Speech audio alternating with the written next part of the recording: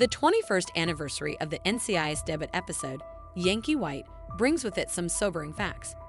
The official NCIS pilot took place in Season 8 of JOJ, the 1990s legal drama, yet Yankee White. The first episode of NCIS's first season was a fitting introduction to the police series with a Navy theme.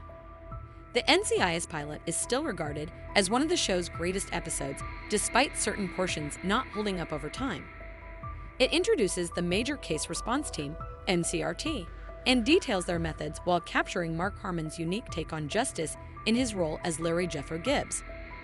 Nevertheless, in the 2 decades since the NCIS pilot aired, a lot has changed in American culture. Certain characters' interactions with one another and their behavior at work are put into question because social norms and practices have changed. In addition, the episode set up a plot that NCIS later refuted over the course of its 21 seasons.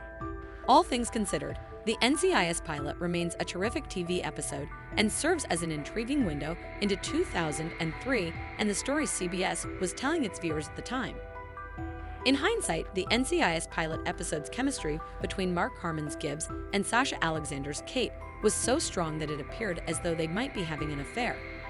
Nevertheless, Kate was only placed in flirtatious circumstances with Michael Weatherly's Tony DiNazzo on NCIS once she had joined the squad. The hard truth is that Gibbs and Kate had a great time together on television. Compared to Kate's relationship with Tony, there may have been a more interesting will-they/won't-they dynamic between Kate and the agent in charge. The will-they/won't-they romance between Tony and Kate resembled a sibling connection more than a romantic tale. Nevertheless, Gibbs saw in the Life Before His Eyes episode that if Ari Haswari, the antagonist of NCIS, hadn't slain Kate Todd in Season 2, Kate and Tony would have been married and had a child.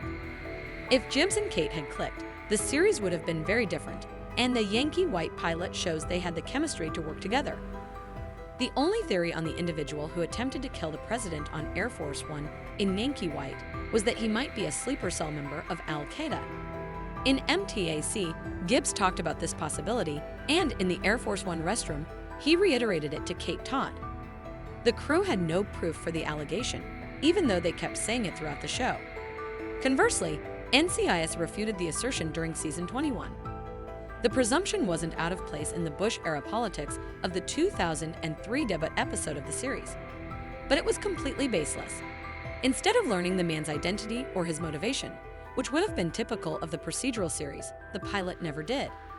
Rather, the episode concluded with the erroneous belief that the attack was orchestrated by Al-Qaeda. Global tensions have increased negatively, not constructively, as a result of the false assumption.